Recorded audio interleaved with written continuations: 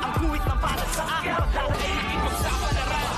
sa mga katatan ang pinagulat kaya naman check saga.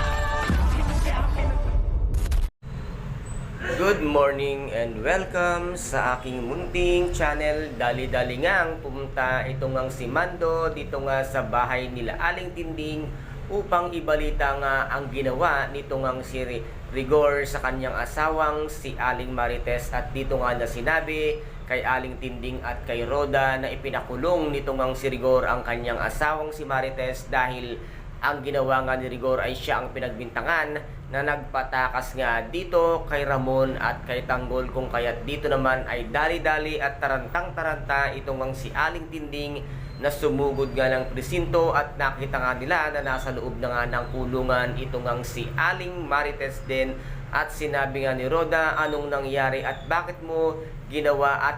sa'yo ni Rigor na ikaw ay ipasok sa loob ng kulungan? At ipinaliwanag nga ni Marites ang kanyang ginawa, at dito nga ay hindi naman sinisisi nito ngang si Aling Tinding ang kanyang anak na si Marites, at sinabi nga niya dito na ginawa mo lamang ang nararapat upang mailigtas nga ang anak mong si Tanggol at ang kanyang tunay na amang si Ramon Montenegro upang magkakilanlan at magkasama na ang tunay na mag-ama. Ba't huwag ka mag-alala dahil ililigtas at hindi ka pabayaan ni Tanggol at nito ngang si Ramon Montenegro. Ito ang salitang iniwan ni Aling Tinding dito nga kay Aling Marites, at habang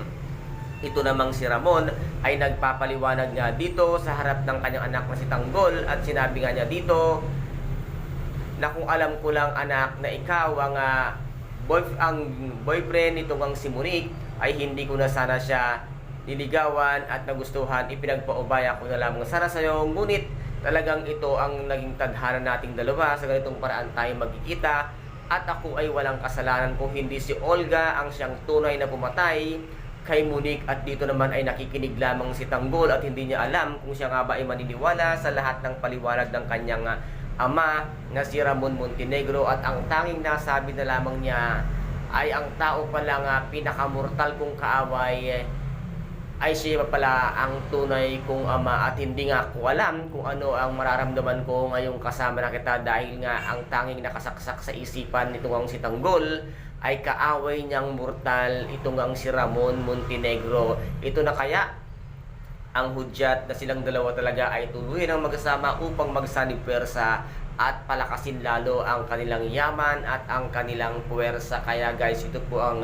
ating pakaaabangan sa mga susunod na episode dito nga sa FPJ ang Batang Quiapo. At kung nagustuhan po ninyo ang aking videos for today, paki-subscribe na lamang po ng aking channel, paki-like and share para maging update kayo sa lahat ng gagawin kong videos. Maraming salamat po. Ingat, God bless, and